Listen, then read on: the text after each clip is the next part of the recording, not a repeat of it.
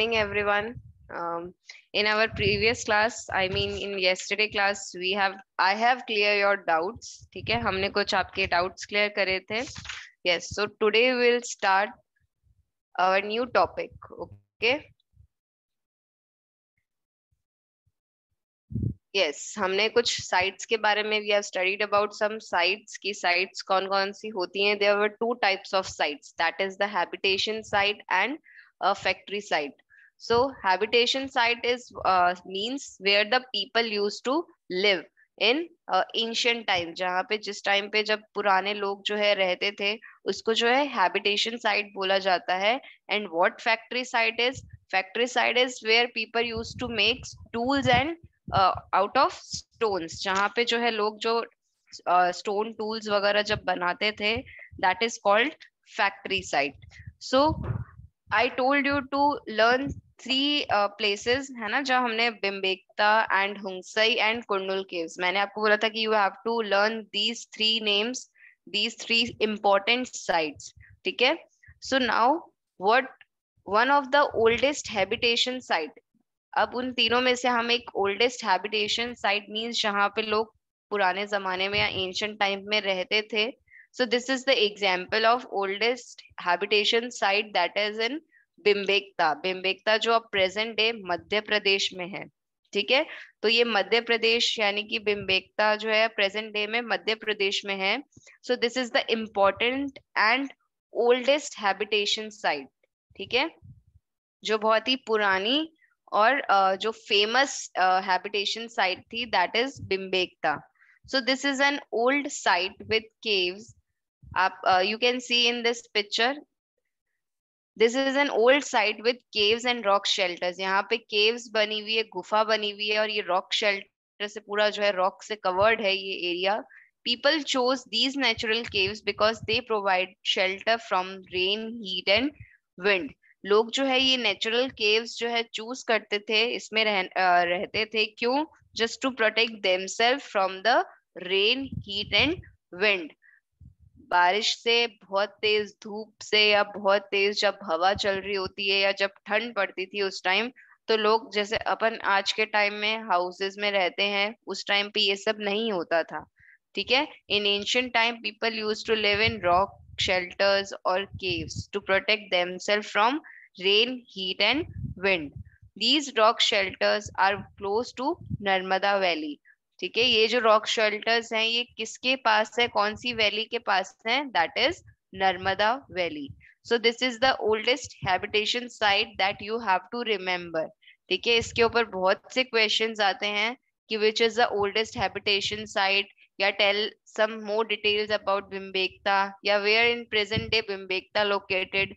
तो these are some questions. ठीक है. जो आपके चैप्टर के बीच में से ठीक है आ सकते हैं. And why people chose to live in these caves, so you have to give the reason कि because it protect them from rain, heat and wheat sorry heat. तो ये सब जो है आपको बताना है उस time. Okay. So this is the oldest habitation site. Now finding out about fire, कि अब जो है उस टाइम के जो लोग हैं उन्होंने फायर जो है, आप लोगों ने सुना होगा कि लोगों ने उस टाइम जो है पुराने जमाने में फायर पहले ही फाउंड हो गई थी सबको. सो ये भी इसके बारे में भी हमें कैसे पता चला था? Because in Kurnool cave we have found the traces of ash. हमें जो है वहां पे कुछ, जैसे अपन जब आग जलाते हैं तो लास्ट में उसके कुछ एशेस फॉर्म हो जाते हैं ना, तो वैसे ही जो है कुर्नुल केव्स हैं वहां पे कुछ एशेस फाउंड हुए थे, जिससे हमें पता चला था कि उस टाइम के लोग जो है वो फायर का यूज करते थे. अब वो फायर का यूज क्यों करते थे? Because it will become source of light. उनके लिए वो जो है एक लाइट का सोर्स होता था. उस टाइम पे ट्यूबलाइट्स, बल्ब्स, एलईडीज वगैरह नहीं इन्वेंट हुए थे. ठीक है. तो फायर जो है उनके एक सोर्स था लाइट का. Then to cook meat, to scare away animals, to warm up themselves. अपना कुछ खाना बनाने के लिए या कुछ खाना पकाने के लिए वो फायर का यूज करते थे. प्लस वहां पे कुछ ऐसे जंगली जानवर या वाइल्ड एनिमल्स आते थे, तो उनको उनसे बचाव के लिए, अपने आप को प्रोटेक्ट करने के लिए वो क्या करते थे, अपने आसपास जो है आग जला के रखते थे. और टू वार्म अप देमसेल्फ, या अपने आप को बहुत ज्यादा ठंड होती थी तो अपने आप को थोड़ी सी गर्मी अपने अंदर लाने के लिए वो क्या करते थे, उन फायर का यूज करते थे विंटर्स के टाइम में। So these are the some sources जिसका वो मतलब फायर का वो जिसलिए यूज करते थे। तो this you also have to remember कि कुरनुल केव्स में जो है क्या फाउंड आउट हुआ था। So they have found the ashes of fire, वहां पे कुछ फायर के एशेज मिले थे। देन अगर वो आपसे पूछ ले कि जो एंशियंट टाइम के हंटर गैदरर्स हैं वो फायर का किस तरह से यूज करते थे, so you can say for the source of light, for to cook meat और टू स्केयर एनिमल या टू वार्म अप देमसेल्फ। ठीक है, so these are some uses of fire for hunter and gatherers. Okay, now our prehistoric period is divided into 3 parts। हमारा जो पुराना जो period है जो वो जो है 3 पार्ट्स में डिवाइडेड है।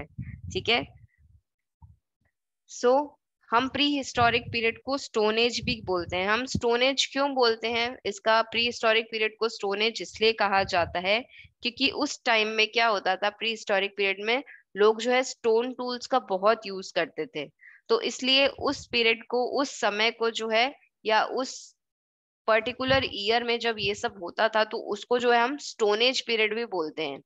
ठीक है, जस्ट बिकॉज वहां पे जो है स्टोन्स वगैरह का यूज होता था, बहुत ही वाइड वेराइटी में यूज होता था। सो इसलिए जो है हम प्री हिस्टोरिक पीरियड को स्टोन एज भी बोलते हैं। Okay, now our stone age divided into 3 parts. ये जो हमारा जो स्टोन एज का पीरियड है, प्री हिस्टोरिक का पीरियड बहुत ही लंबा पीरियड था, उसमें बहुत सारे ईयर्स इंक्लूड थे, आप ये मानो, या उसमें बहुत कुछ ऐसी चीजें हुई थी। तो इसलिए उन्होंने क्या किया, एक पूरे पीरियड को ना लेके उसने उसको 3 पार्ट्स में डिवाइड कर दिया। ठीक है, ताकि जो इजी हो जाए हम लोगों के लिए अंडरस्टैंड करना। क्लियर? सो उन्होंने 3 पार्ट्स में डिवाइड किया था। तो first one is palaeolithic age. Now what is palaeolithic age? अब this word comes from 2 Greek words. ठीक है, पैलियोलिथिक वर्ड जो है वो ग्रीक वर्ड से आया है। सो पैलियो मीन्स ओल्ड, ठीक है, और लिथोस मीन्स या लिथिक मीन्स स्टोन। तो यानी कि यहाँ पे ओल्ड स्टोन यानी कि पुराने जो स्टोन एज की बात करी गई है, पुराने हिस्टोरिक पीरियड की बात करी गई है।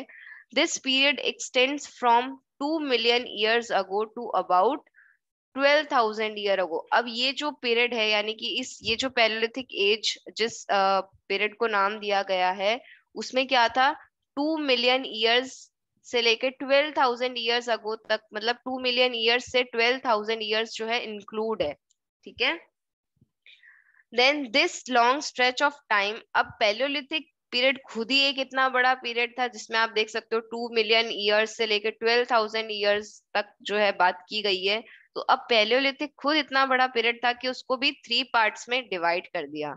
ठीक है, so lower palaeolithic, then middle palaeolithic age, then upper palaeolithic age. ठीक है, तो आपको पैलियोलिथिक में what you have to remember कि ये जो पैलियोलिथिक है, व्हाट डज पैलियोलिथिक मीन्स, ये जो वर्ड है इसका क्या मतलब है। ठीक है, तो व्हाट यू विल से कि palaeo means old and lithos means stone. Next, then you have to say about कि इसमें जो है कितना ईयर या कितना पीरियड जो है, कितना टाइमिंग जो है इसमें आया है, कितने सालों की बात हुई है। So that is 2 million years अगो से लेके 12,000 ईयर्स अगो तक की इसमें जो है बात हुई है। बिकॉज पैलियोलिथिक जो टाइम है वो बहुत ही उस टाइम का सबसे लंबा टाइम है। ठीक है, ये जो पीरियड है ये बहुत ज्यादा लंबा चला था। ठीक है, देन बिकॉज ये बहुत बड़ा पीरियड था तो इसलिए इस टाइम को जो है 3 पार्ट्स में हमने डिवाइड किया, that is lower, middle and upper. ठीक है, तो यही सिर्फ एक ऐसा पीरियड है जो कि आगे फर्दर 3 पार्ट्स में डिवाइडेड है।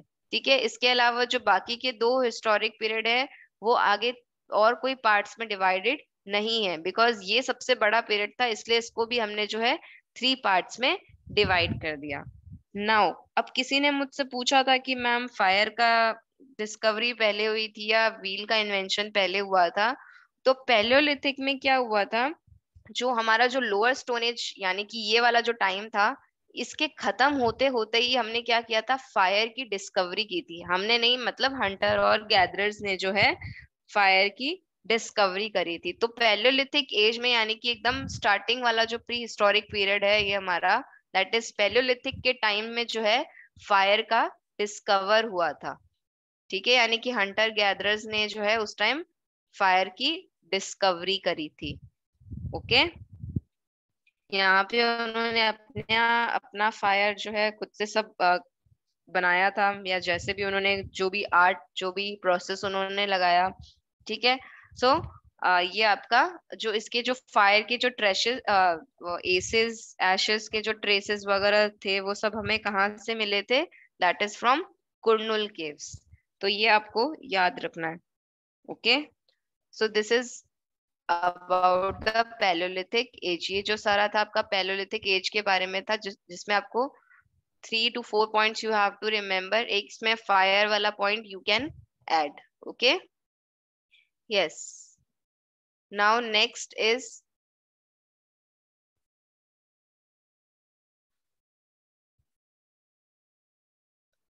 second type of prehistoric period या second type of stone age is mesolithic age। mesolithic means middle stone age। ठीक है, अब पैलियोलिथिक जो था सबसे ओल्ड स्टोन एज यानी कि सबसे ओल्ड पीरियड था, जिसको we have further divided into 3 parts. Now mesolithic age means जो सेकंड नंबर पे है, that is middle stone age. ये जो है सेकंड नंबर पे है। अब इसमें क्या हुआ था, the period when we find environmental changes. अब इसमें क्या हुआ था मीजोलिथिक एज में या मिडल स्टोन एज में क्या हुआ था, धीरे धीरे एनवायरमेंट में कुछ चेंजेस आने लग गए थे। ठीक है, देन ये जो इसका जो पीरियड है वो कहाँ से कहाँ तक था, इसका जो पीरियड है वो 12,000 ईयर से लेके 10,000 ईयर्स तक था। ठीक है, जो हमने पैलियोलिथिक पढ़ा था that is from 2 million years ago till 12,000 years ago, है ना। तो अब जब वो पैलियोलिथिक खत्म हुआ उसके बाद मीजोलिथिक शुरू हुआ, तो that is 12,000 to 12,000, sorry 12,000 to 10,000। ये जो था हमारा मीजोलिथिक का एज था। ठीक है, नाउ अब इसमें मीजोलिथिक एज में हमें क्या फाउंड आउट हुआ था, stone tools found during this period are generally tiny. अब इसमें जो हमें स्टोन टूल्स फाउंड हुए थे वो एकदम छोटे से स्टोन टूल्स थे, जिनको हम माइक्रोलिथ्स कहते हैं। ठीक है, उन्होंने पैलियोलिथिक में स्टोन टूल्स बनाने शुरू किए थे, तो उन्होंने बड़े बड़े स्टोन टूल्स जो थे उनसे शुरुआत करी थी। फिर धीरे धीरे क्या हुआ था, मीजोलिथिक में आते आते उसका जो साइज है वो एकदम छोटा होने लग गया। ठीक है, सो इसलिए stone tools found during this period are generally tiny. तो ये आपको याद रखना है कि इस पीरियड में जो स्टोन टूल्स फाउंड हुए थे वो बहुत ही छोटे थे, जिनको जो है माइक्रोलिथ्स कहा जाता था। Okay, because of their size, उनके स्टोन टूल उस टाइम जो स्टोन टूल थे वो बहुत ही छोटे छोटे थे, जो हमें मीजोलिथिक के स्टोन एज में मिले थे, इसलिए जो है उसको माइक्रोलिथ्स भी कहा जाता था। Clear, so these 2 points you have to remember in mesolithic, कि एक तो उसका पीरियड आपको याद रखना है कि 12,000 टू 10,000 तक का था। देन वहां पे जो है हमें वहां पे क्या, हमें स्मॉल स्टोन टूल्स जो है, टाइनी जो टूल्स है वो एकदम छोटे छोटे जो टूल्स हैं वो हमें फाउंड हुए थे। ओके, प्लस यहाँ पे जो है एनवायरमेंटल चेंजेस भी आने लग गए थे, यानी कि पैलियोलिथिक स्टोन एज में जो एनवायरमेंट था और जो जैसे जैसे मीजोलिथिक में हम लोग एंटर हो रहे थे, तो थोड़ा सा क्या हो रहा था, इन्वायरमेंट में चेंजेस आ रहे थे। Okay, now next one, last one,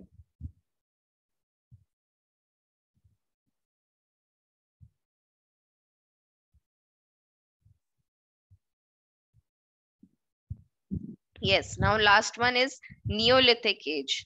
ठीक है, नियोलिथिक एज में क्या था, एकदम ही पूरा जो है ट्रांसफॉर्मेशन हो गया था, मतलब बहुत ही ज्यादा चेंजेस आ गए थे उस टाइम में। ठीक है, now neolithic age is the stage from about, अब जहाँ पे मीजोलिथिक वाला एंड हुआ था 10,000 पे, सो नीजोलिथिक उसके बाद ही, नियोलिथिक जो है उसके बाद ही स्टार्ट हुआ था। तो it is from about 10,000 year ago onwards, जो अभी तक जो है चलता आ रहा है। नियोलिथिक एज जो है वो स्टोन एज है जो अभी भी हमारी कंटिन्यूअस चलती हुई आ रही है। ठीक है, यानी कि 10,000 ईयर अगो से वो स्टार्ट हुई थी और वो अभी भी चलती हुई आ रही है। दैट मीन्स अभी जिस हम पीरियड में रह रहे हैं that is neolithic stone age. Okay, neo means new और लिथिक मीन्स आपको पता ही है, लिथोस या lithics means stone. So in this age stone tools were more refined. अब इस टाइम पे क्या हो गया था, नियोलिथिक में बहुत सारी नई नई चीजें आने लग गई थी। तो इसमें क्या हुआ था, अब स्टोन टूल्स जो है चेंज हो गए थे। मतलब स्टोन टूल्स की जगह अब जो है मेटल टूल्स भी आने लग गए थे, और मतलब वो बहुत ज्यादा थोड़ा सा एडवांस्ड हो गए थे, है ना।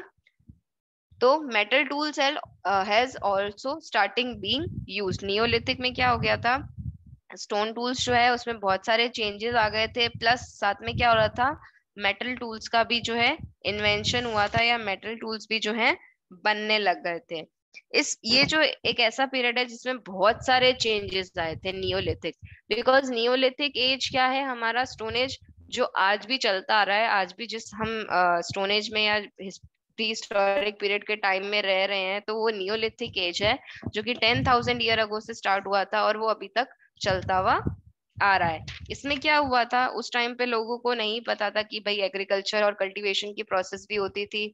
तो धीरे धीरे क्या हुआ, जैसे जैसे एनवायरनमेंट में चेंजेस होने लगे तो लोगों ने बहुत कुछ सीखा। ठीक है, लोगों ने अपना फूड ग्रो करना सीखा, लोगों ने जो है डोमेस्टिकेशन करना सीखा, लोग जो है अपने सेटलमेंट के लिए, अपना रहने के लिए जो है घर बनाने लगे। ठीक है, तो ये सब चेंजेस जो है नियोलिथिक में होने लगे। अब now these are the three type of stone age, that is first one is paleolithic, then mesolithic and neolithic। तो mesolithic में आते आते धीरे धीरे एनवायरनमेंट में चेंजेस होने लगे। देन नियोलिथिक में क्या होने लगा, नियोलिथिक में तो बहुत ज्यादा चेंजेस होने लगे।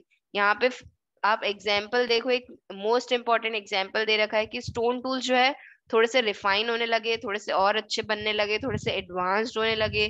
प्लस क्या है, यहाँ पे मेटल टूल्स भी यूज होने लगे। क्लियर। सो नियोलिथिक जो स्टोन एज पीरियड है वो हमारे लिए अब बहुत ही इंपॉर्टेंट है, बिकॉज इसमें जो है बहुत सारे चेंजेस जो है हम लोगों ने देखे हैं। See now major changes in the climate of the world around 12,000 year ago. हमने पढ़ा था मीजोलिथिक में कि इन्वायरमेंटल चेंजेस होने लगे थे। तो मीजोलिथिक का जो स्टार्ट होता है period, that is from 12,000 year अगो, उसके बाद ही स्टार्ट होता है। तो जैसे जैसे क्लाइमेट्स में चेंज होने लगा तो हंटर गैदर्स को पता चलने लगा कि अगर इन्वायरमेंट में चेंजेस हो रहा है तो कैसे वो लोग क्रॉप वगैरह ग्रो कर सकते हैं, कैसे कल्टीवेशन कर सकते हैं। तो बहुत सारी चीजों में चेंजेस आने लगे। So they begin the farming and herding. उन्होंने फार्मिंग और हर्डिंग शुरू कर दी। देन उन्होंने डोमेस्टिकेशन शुरू कर दिया। What does domestication means, it is the process in which people grow plants and look after animals. जिसमें क्या है, डोमेस्टिकेशन एक ऐसा प्रोसेस है जिसमें वो लोग प्लांट्स वगैरह ग्रो करते हैं, प्लस वो एनिमल्स का ध्यान रखते हैं कि वो उनके प्लांट्स को खा ना जाए या खत्म ना कर दे। Okay, then cultivation, I told you कि उन्होंने कल्टीवेशन वगैरह शुरू कर दिया था। फिर इसी में ही व्हील का इन्वेंशन हुआ था नियोलिथिक पीरियड में, यानी कि पैलियोलिथिक के बाद ही जो है इन बहुत सारी चीजें हुई थी। तो इन्वेंशन ऑफ व्हील भी तभी हुआ था। लोग पॉटरीज वगैरह, पॉट्स वगैरह उन्होंने बनाना शुरू कर दिया था, है ना। ये सब जो है ये बाद में पैलियोलिथिक एज के बाद ही काम शुरू हुआ था। देन हाउसेज एंड सेटलमेंट, उन्होंने जो है अपने हाउसेज वगैरह बनाना शुरू कर दिया था, जैसे रूफ्स वगैरह, कोटेड वॉल्स वगैरह, प्लास्टर्स वगैरह से अपना जो है घर बनाना शुरू कर दिया था। ब्रिक और मोस्टली जो है ब्रिक और स्टोन्स का यूज करना शुरू कर दिया था अपना घर बनाने के लिए। वरना पहले तो क्या होता था, they live in rock shelter और केव्स में वो लोग रहना प्रेफर करते थे या रहते थे, बिकॉज उस टाइम उनको ज्यादा नॉलेज नहीं था। Now they started living in the houses that are made of brick और स्टोन, जो कि ईंट और पत्थर से बने हुए जो घर होते थे उन्होंने उसमें रहना शुरू कर दिया। Then they started wearing ornaments. Ornaments means jewelleries वगैरह जो है उन्होंने वो नेकलेसेस, ब्रेसलेट्स, इयररिंग्स वगैरह ये भी जो है उन्होंने बनाना शुरू कर दिया था। ठीक है, और उनका भी जो इन्होंने यूज करना स्टार्ट कर दिया था। उस टाइम पे क्या होता था, men and women both use to wear ornaments. उस टाइम के जमाने में जो है जो मेन और वुमेन्स होते थे वो दोनों ही ऑर्नामेंट्स यानी कि ज्वेलरी, ब्रेसलेट्स, नेकलेस वगैरह ये सब पहनना प्रेफर करते थे, इवन मेन्स ऑल्सो। ठीक है, so these are some major important changes in the climate of the world. ये जब क्लाइमेट में चेंजेस हुए थे तो साथ में ये सब चीजें भी स्टार्ट हो गई थी। So this you have to remember कि जैसे जैसे क्लाइमेट में चेंज आया तो बहुत सी चीजें भी बहुत सी चीजों में चेंज आने लगा, कल्टीवेशन होने लगा, व्हील का इन्वेंशन हुआ, पॉटरी पॉट्स बनाने का इन्वेंशन हुआ। तो ये सब चीजें आपको याद रखनी है कि क्या क्या एनवायरनमेंट के चेंजेस जब हो रहे थे तो उसके क्या क्या इफेक्ट हुए थे। Okay, now next,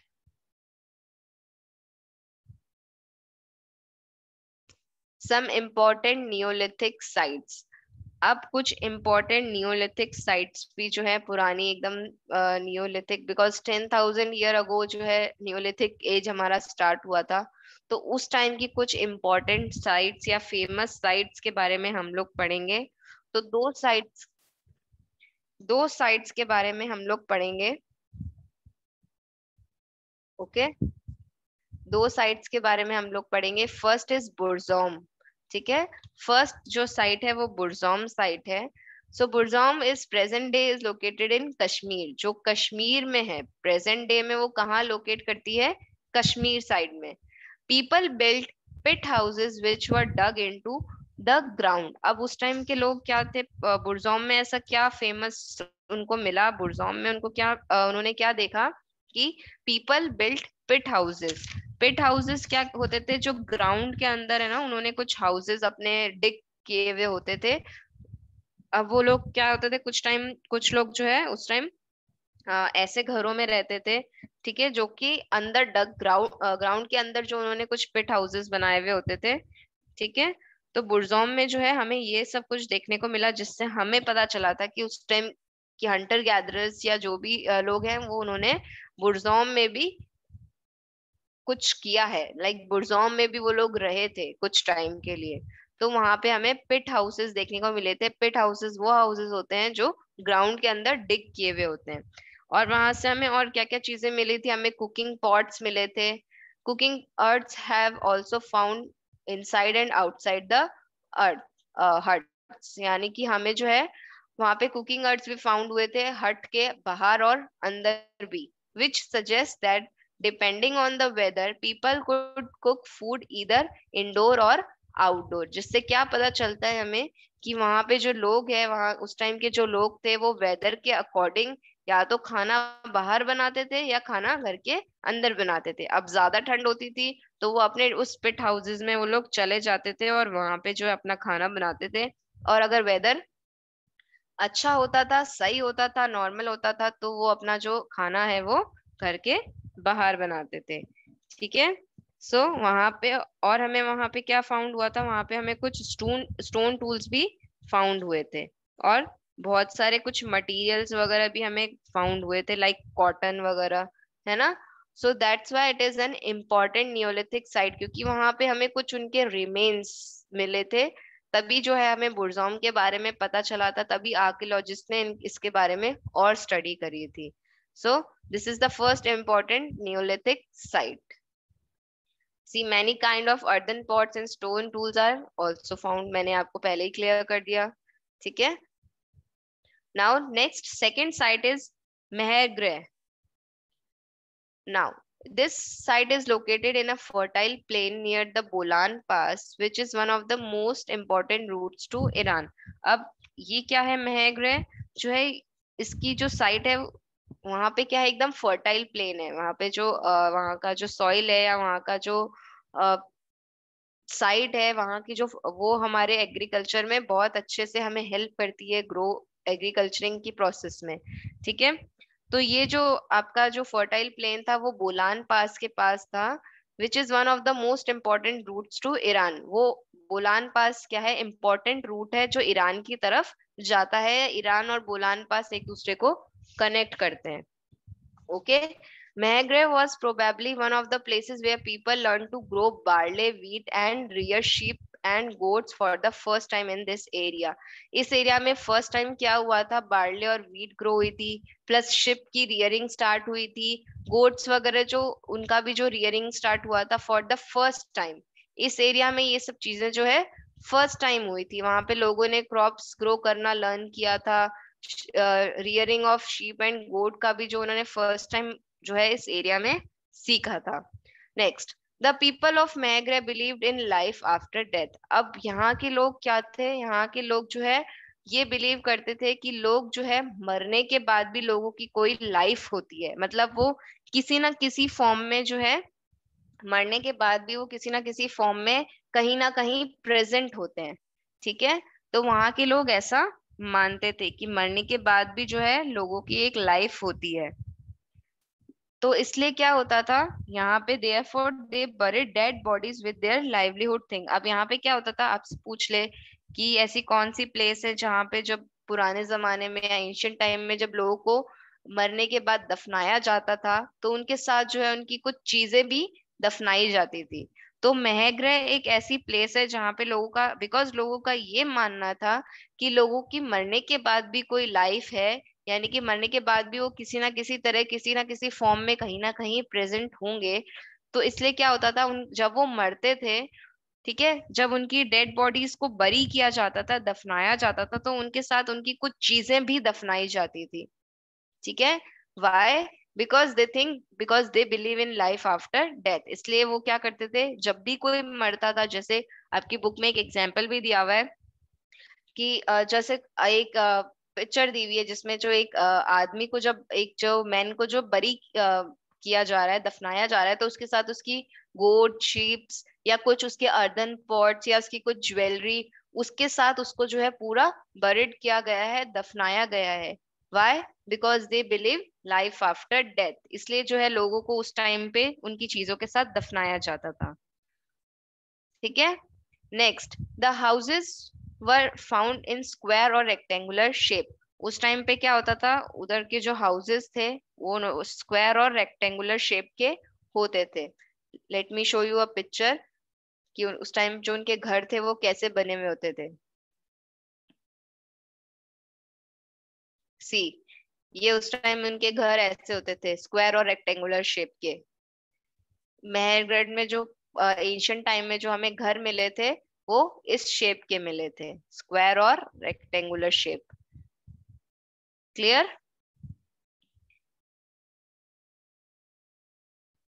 yes, so these are some important sites of Neolithic.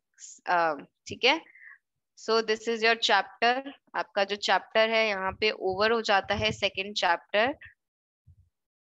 सो हम जो है कल फिर से आपका डाउट सेशन रखेंगे, because our chapter is completed. हमारा चैप्टर पूरा कंप्लीट हो चुका है, that is from hunting gathering to growing food, है ना, कि कैसे वो हंटिंग गैदरिंग से उन्होंने जो है फूड को ग्रो करना उसके बाद सीखा। तो हमने बहुत सी चीजें पढ़ी है इसमें, तो which you have to remember. हम लोग कल क्वेश्चन आंसर का भी डिस्कशन करेंगे, हम लोग कुछ क्वेरीज होगी उसका भी डिस्कशन करेंगे। क्लियर? चलो हम एक बार और फटाफट से शॉर्ट रिवीजन कर लेते हैं जो हमने कल पढ़ा था। Why hunter gatherer move from place to place. First topic हमने इस चैप्टर का पढ़ा था कि व्हाई हंटर गैदरर मूव, कि हंटर गैदरर्स जो है एक जगह से दूसरी जगह पे क्यों मूव करते हैं, in search of food, to hunt animals and in search of different kinds of plants. हमने ये सब चीजें पढ़ी थी। ठीक है, and in search of water. So these are some reason why hunter-gatherer move from place to place. Then how do we know about these people? हमें इन लोगों के बारे में कैसे पता चला, या हमें इन लोगों के बारे में ये कैसे पता चला कि उस टाइम वो कौन से टूल्स यूज करते थे, क्या खाते थे, और why they move, ये सब हमें किसकी वजह से पता चला? Because of archaeologist.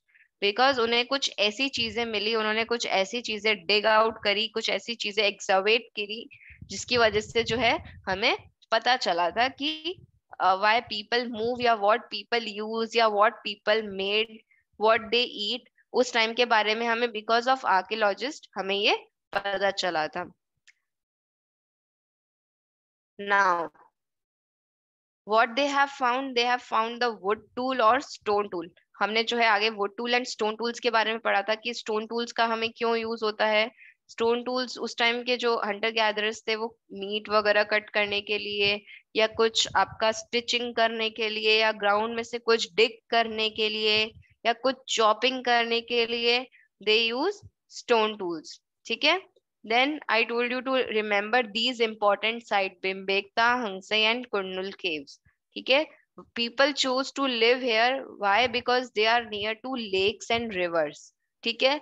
Plus what they get here, they get good quality of stones. है ना. वहां पे जो है good quality of stones भी available थे. इसलिए जो लोग उस टाइम के जो लोग थे वो वहां पे रहना प्रेफर करते थे. Now hunter and gatherer sites हमने पढ़ा था. What sites are called? Sites are the place where remain of things were found. वो जगह जहाँ पे किसी की या कुछ हमें चीजें मिलती हैं. ठीक है. तो साइट्स हमने दो टाइप्स की पढ़ी थी. That is habitation site and factory site.